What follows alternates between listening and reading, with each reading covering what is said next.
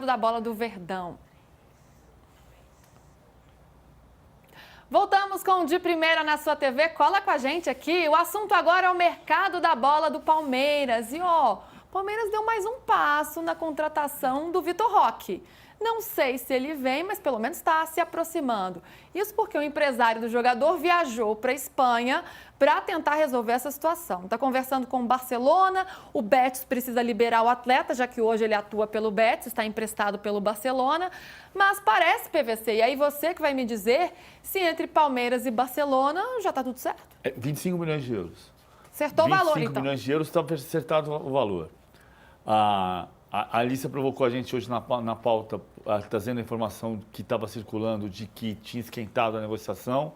Eu tinha informação de que eram 24 milhões de euros o que o Palmeiras oferecia e que o Barcelona pedia 27 mais bônus. Essa era a informação até o sábado. Fui atrás da história e a informação que eu tive hoje no final da manhã foi: o negócio é 25 milhões de euros. 25 milhões de euros. Ponto. Então tem um ponto pacífico. O que não é resolvido? O Betis não quer liberar o Vitor Roque. E tem uma questão do Vitor Roque que é a Conference League, porque o Betis ainda está na Liga Conferência. O Betis ganhou de 3-0 do Ghent na Bélgica na semana passada. O Vitor Roque não jogou. Ele não jogou em parte porque ele chegou atrasado para a viagem e não jogou. A última vez que o Vitor Roque foi titular foi no dia 25 de janeiro. De lá para cá foram 5 jogos, ele jogou 39 minutos. Então ele não está feliz com a quantidade de minutos que jogou. Nesses 2 últimos jogos ele jogou 0 minutos contra o Ghent e jogou 8 minutos contra a Real Sociedad. E aí a frase que eu ouvi foi o seguinte: 25 milhões de euros. O negócio é um negócio de 25 milhões de euros. O Palmeiras vai comprar por 25 milhões de euros e depois, se quiser vender, vai vender por 60. O Palmeiras vai comprar por 25 milhões de euros e vai vender por 60. Pode apostar que é isso que vai acontecer. Vai ter um retorno esportivo e depois do retorno esportivo vai ter um retorno financeiro. Só que tem que liberar o Betis. Então, o que pode acontecer para bancar o negócio?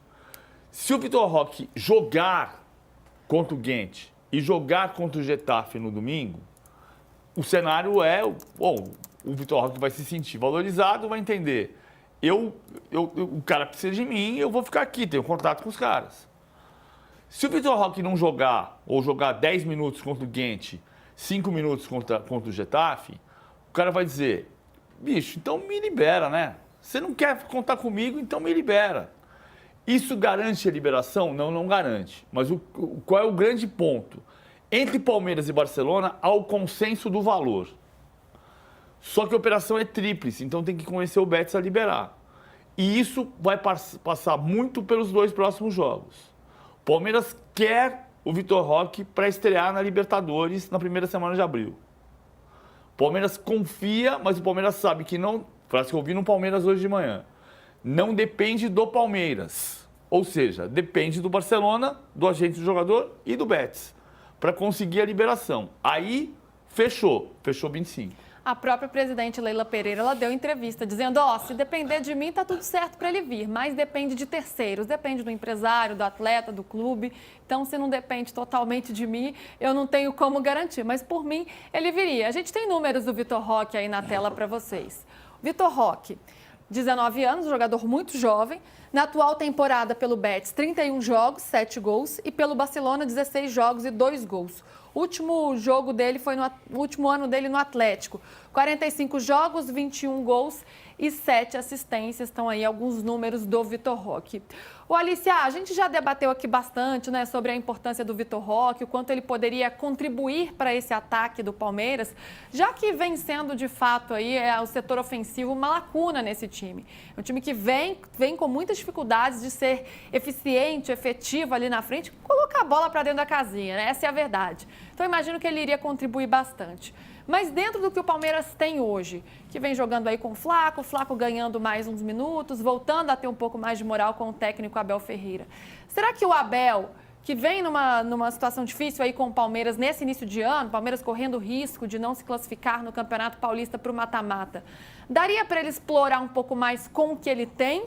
Ou só chegando o Vitor Roque mesmo e um jogador grande, assim, de um camisa 9 mesmo para chegar e jogar, para resolver esse problema do ataque?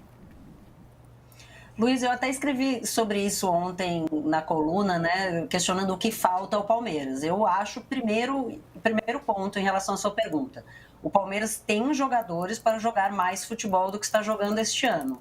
O elenco do Palmeiras tem falhas, tem buracos, precisa ser reforçado se o Palmeiras quiser disputar títulos esse ano, mas não é um elenco para sofrer como tem sofrido no Campeonato Paulista. Segundo ponto, o Vitor Roque é um jogador que traz muita esperança à torcida, muita esperança ao Palmeiras de ser esse jogador, né? Esse fazedor de gols, esse 9, esse centroavante, esse cara que põe a bola para dentro, que o Palmeiras não tem, né? Não teve nas últimas temporadas, né? Pelo menos nos momentos importantes não pôde contar com um jogador capaz de fazer isso. O Flaco Lopes não tem sido esse atleta, né? De novo, no jogo contra o São Paulo, acabou perdendo oportunidades. A minha única questão em relação ao Vitor Roque é, a gente está falando de uma contratação gigantesca, de um jogador que tinha um potencial que não virou na Europa. A gente está falando de o Palmeiras investir quase 150 milhões de reais num jogador que é reserva no Betis. A gente não está falando que o Palmeiras vai trazer um cara que é titular, está matando a pau no Betis, ou mesmo que fosse num outro clube intermediário de Europa que estivesse voando. Ele não está. Qual que eu imagino que seja o investimento, a aposta? Que ele pode ser um Gabigol, por exemplo, né? Não seria o primeiro, não será o último jogador que não deu certo na Europa, volta e no Brasil se torna muito daquilo que se esperava que ele fosse. Então, fico só com essa ponta de dúvida em relação à qualidade do investimento no Vitor Roque, porque é muito alto e neste momento ele não está entregando. Nada impede que ele chegue aqui e mostre todo aquele futebol que a gente imaginava que ele demonstraria na Europa quando saiu do Brasil ainda muito jovem. Então, e não tem muitos jogadores desses no mercado, né? A janela está se fechando rapidamente, a gente tem aqui 10 dias para o fechamento da janela, não tem muitos jogadores disponíveis, mas é um investimento muito alto em um jogador que não está rendendo na Europa. Pode render aqui, deve render aqui, potencial ele tem. Mas não é aquela aposta certeira do cara que está entregando tudo e vai chegar aqui, é só plugar e funcionar. Né? E a torcida do Palmeiras recentemente teve algumas decepções com contratações que vieram com muito alarde e não deram certo.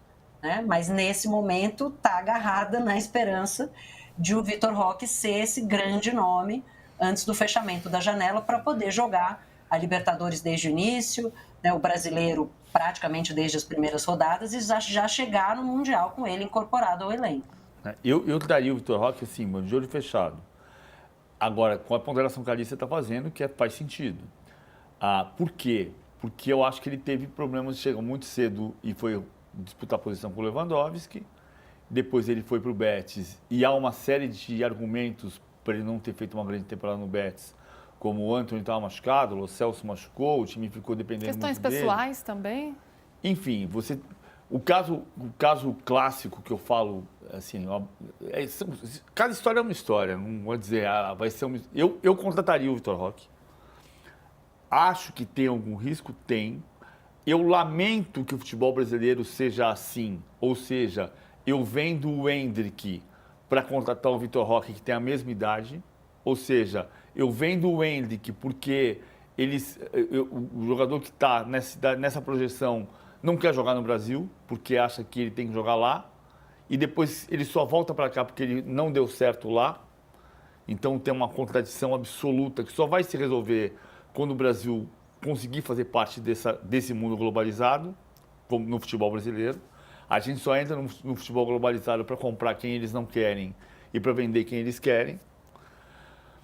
Apesar de tudo isso, assim, eu compraria, porque eu acho que ele vai dar certo aqui, vai trazer outro ambiente para ele e ele vai funcionar aqui. Lembrei aqui, brincando, porque é outra história, cada história é uma história, como eu disse, Evair. O Evair, quando veio para o Palmeiras, a Atalanta queria vender o Evair e contratar o Careca Bianchessi, que tinha passado 2 anos no Palmeiras sem jogar bem, e quando finalmente jogou bem, passou a ser o principal jogador do time, a Atalanta veio comprar o Careca Bianchessi. E o Evair foi parte de pagamento. O Evair tinha uma hérnia. E aí você dizia, pô, mas vai vender o Careca Bianchessi? Muita gente, nem todo mundo. Foi vender o Careca Bianchese para trazer o Evair? Hoje, se você falar na rua sobre o Evair e Careca Bianchese, todo mundo sabe quem é o Evair. Claro.